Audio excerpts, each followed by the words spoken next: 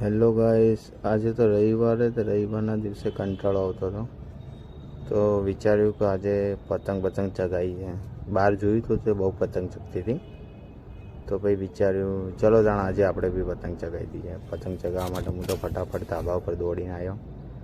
ધાબા ઉપર આવીને જોયું પહેલાં તો પતંગો પડી કે નહીં પડી, પણ આપણે નસીબ હારા હતા કે 4-5 પતંગો આપણને મળી જઈ.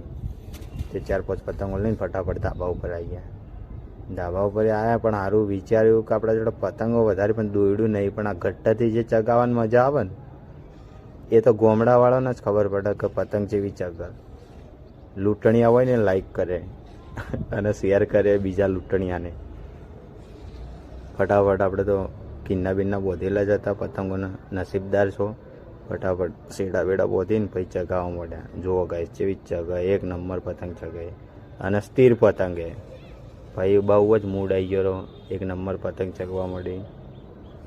પછી થોડી વાર નહીં ઉતરા નોખી પતંગ, ફરીથી ચગાવવા માંડ્યા.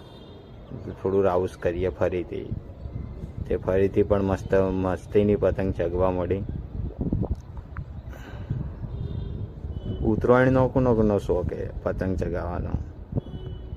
જેના પતંગ એકબીજાના હાથે પતંગ ચગાવી હોય ને એ એકબીજાને શેર કરો. તમે ઉત્તરાયણનો વિડીયો બનાવો.